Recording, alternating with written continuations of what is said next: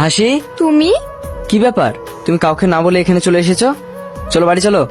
আমার মেয়ে তোর বাড়িতে আর যাবে না, চলে যায় এখান থেকে। কেন যাবে না? ওকে যেতেই হবে। ছাড়ো, আমি আর ওই বাড়িতে ফিরে যাব না। আমার অপরাধ? তুই গরিব, চলে যা এখান থেকে। আমি হাসিকে না নিয়ে এখান থেকে যাব না। এই, তোর কানে কথা গেল না? যা এখান থেকে, না হলে মেরে এখানে পুঁতে দেবো। হাসি, আমি গরিব জেনেও তুমি আমার হাত ধরে এই বাড়ি থেকে বেরিয়ে গেছিলে, আর আজ আমাদের ভালোবাসার এই প্রতিদান দিলে তুমি জীবনে সুখী হবে না।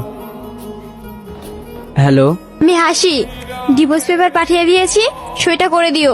হাসি, তুমি আমার সাথে এমন কেন করছো? এখনো সময় আছে, তুমি ফিরে এসো। আমি ওসব কথা শুনতে চাই না, সইটা করে দিও। কাঁদিসনি মধু, তোর কপালে যা ছিল তাই হয়েছে। আমি গরিব বলে আজ আমাকে ছেড়ে চলে গেল। আমি একদিন দেখিয়ে দেব মানুষের পরিস্থিতি সবসময় একরকম থাকে না। কি করবি তুই? আমাকে টাকা ইনকাম করতে হবে, অনেক টাকা। সেলিম, তুমি?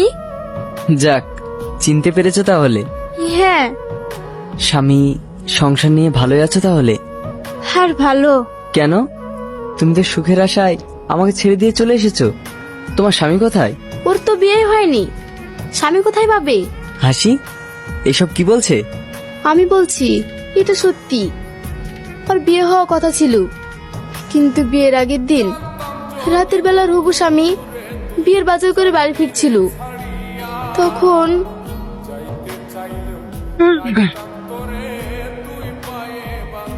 ওই ঘটনার পর হাসি আর অন্য কাউকে বিয়ে করেনি।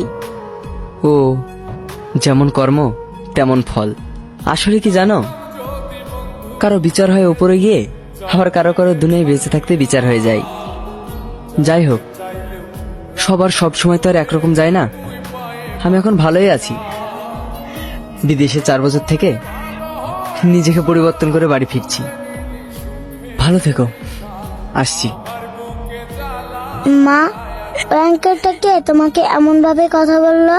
মধু, ওটা তোমার আব্বু। ওটা আমার আব্বু? হ্যাঁ, ওটা তোমার আব্বু হয়। আব্বু?